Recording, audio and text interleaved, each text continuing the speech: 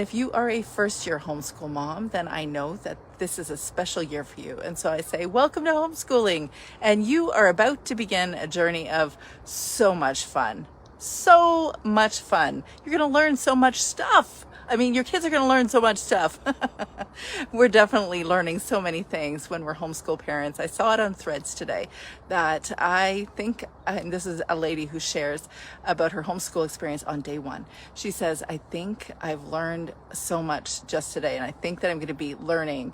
This is going to be a learning journey for me too. And I'm like, oh yes, it sure is. It really is.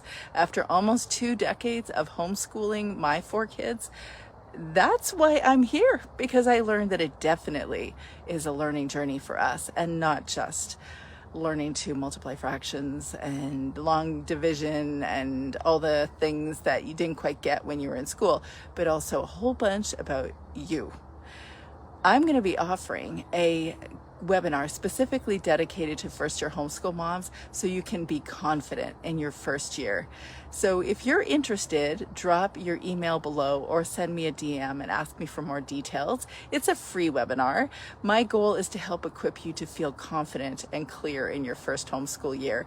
I recently released a podcast episode on the 9 steps to thrive and be confident in your first homeschool year, and I really believe you can.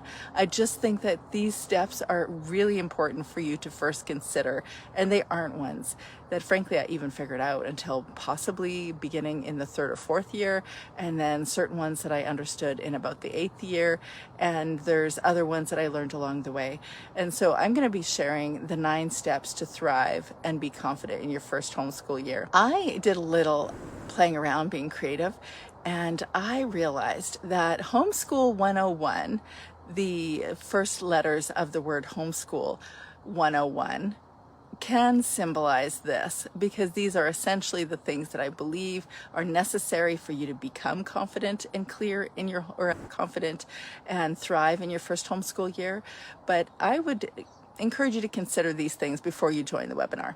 First, H is for holistic. Our goal is to embrace like a whole child approach to homeschooling. We're not just approaching their brains and helping them learn new knowledge bits. We're helping to educate all the different elements of them as a human. The second is O, H-O in homeschool. O is organize. We want to organize our routine, at least at the very least, create a routine into meaningful blocks. And I'll explain more on how to do that in the webinar. M is mindful. H-O-M of homeschool. M means to cultivate mindfulness and also to create non-reactive responses, to learn emotional regulation, because it's going to be very important to learn how to really practically address your big emotions at various times throughout your year. I'm sure if you've begun already, you know what I'm talking about. But as a homeschool mom that's been there, done that over the course of time, and someone that walks alongside other homeschool moms regularly, I learned that this is one of the biggest challenges, is us as moms learning to emotionally regulate so we can be present and mindful for our kids and teach them how to deal with their big emotions. So E is for empowered, building confidence by overcoming your limiting mindsets. H-O-M-E of homeschool, home. So that embracing things that are like helping you to overcome your limiting mindset, that is very individualized, because we're all very different and we all have different challenges, internal challenges that we bring to our homeschool experience. And I'll talk about some of the limiting mindsets in that webinar. Some of them are common to the 2nd and beyond homeschool years, and some of them are unique to the first homeschool year. So homeschool, H-O-M-E-S. S is for sustainable.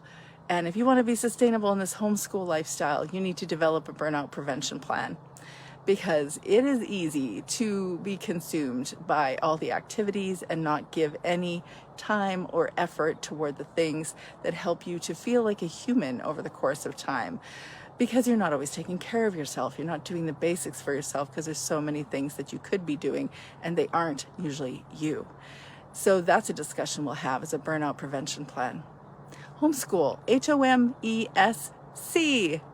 C is for confidence.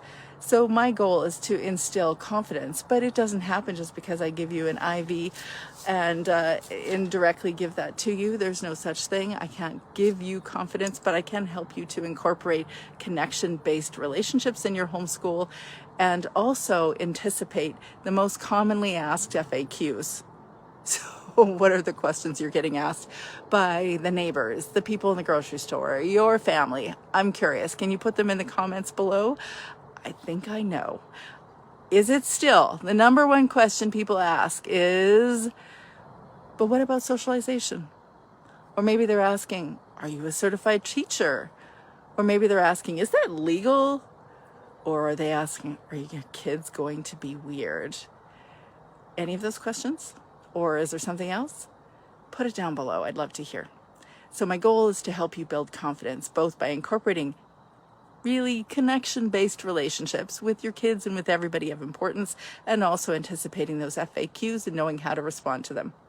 So homeschool, HOMESCH. My goal, I know from the very beginning, was to build harmony into my homeschool family, which didn't happen consecutively and continuously because we're humans. However, that is always our goal, especially as homeschool moms. We want that harmony. We want that feeling like everything that we're doing is truly contributing to a greater purpose, and it feels like we're enjoying the ride.